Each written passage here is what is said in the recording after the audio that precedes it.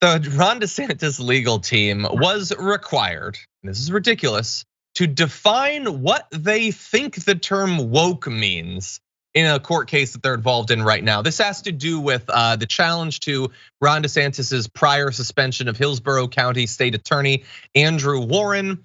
He obviously and his legal team talk about like people like Andrew Warren being too woke. He called the state itself the place where woke goes to die.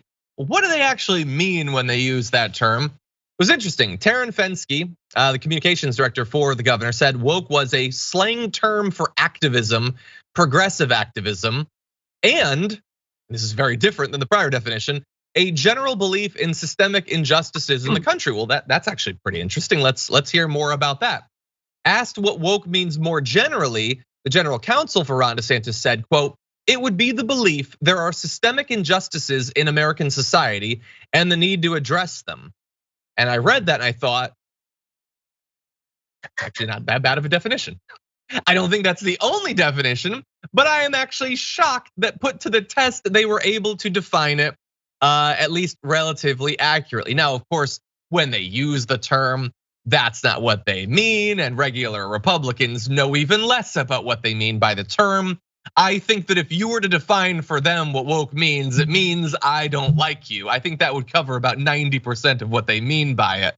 But anyway, I thought that was pretty interesting. Of course, they go on to say that DeSantis doesn't believe there are systemic injustices in the US, which just, I mean, I know. Why are we surprised by this? That is I still can't swear, even though it's the aftermath. I'm gonna try not to swear. That's a very dumb thing to think, that there are no systemic problems in this. I mean, they don't even believe that. They think that systemically, big tech is biased against conservatives, right? They think that American culture is biased against Christians around the holidays.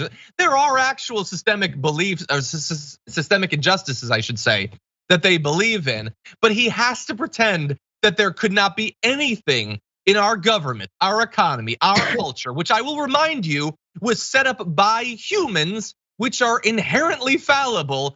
There could be nothing that would be set up to benefit one group over another. That is their official stance in court. Elise, what do you think?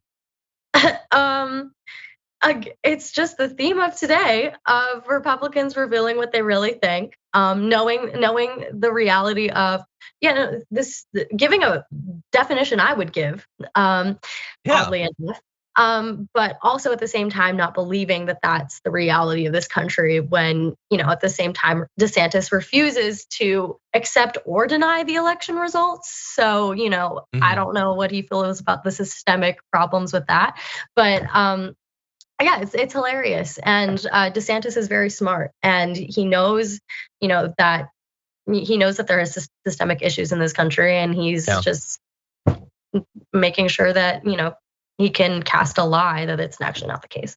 Yeah, he obviously understands there are systemic injustices, but he also understands that his base has been benefited by them, or at least previously was benefited by them, and doesn't want to be reminded of that. And so they have to pretend ignorance. Now, many of the actual voters are not pretending, they're actually ignorant, but he's pretending it. And again, it's not the entire definition. And I believe that they actually sometimes reveal what they really mean by that, where they fill in the gaps for what I would add to what it really means. And to demonstrate that, here's a recent tweet from Lauren Boebert who says, "One thing you can be sure of, I'll never go woke."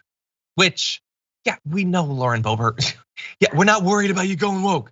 Anyway, but what she doesn't mean there is, I'll never go believing that there are systemic injustice. That's not what she means.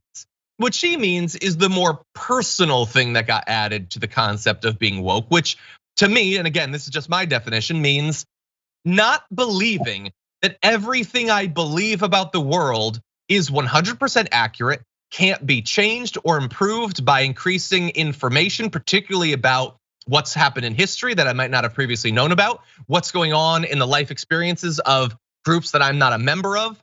Basically, the idea that I shouldn't assume that every bias and prejudice and belief that I have is perfect and I'm awesome and I'm just so great and I should never evolve. And that is actually what she means. She means she will never work to be better. She will never work to learn, to become more curious, more understanding, more compassionate, more just. She will never improve because improving is a bad thing to these people. That's what they really mean with the wokeness. They find the woke to be annoying because they have their biases and their beliefs, and it's very comfortable to just have those and not have them be challenged. That's what it's really about. It's not about history lessons. It's about having to not say offensive things or discriminate against a group or like use a term that they didn't even necessarily know was discriminatory, but they just don't want to have to improve. And Lauren Boebert is a perfect avatar for that sort of surrender. Anyway, just my thoughts, Elise. This is just again showing that critical thinking and the act of critical thinking is being suppressed by the GOP.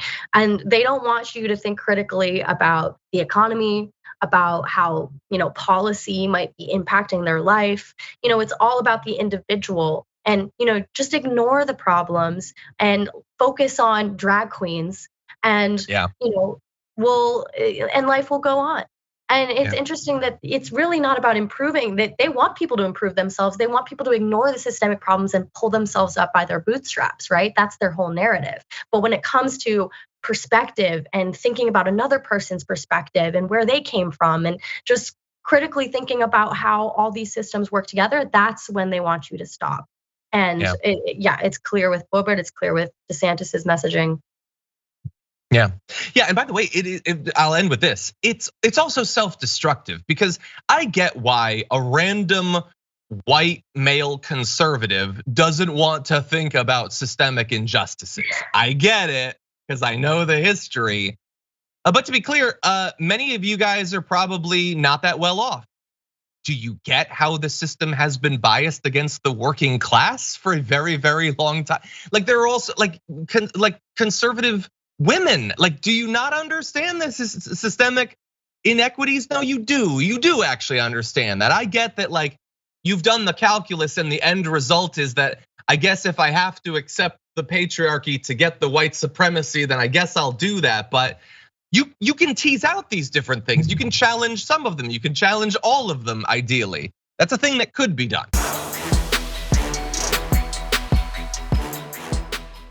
For more political news, breakdowns, interviews, stories of activism, and me trying my hardest to care about the occasional big celebrity news story, subscribe to our YouTube channel at youtube.com/thedamagereport. And you can ring the bell wherever it is so you don't miss anything.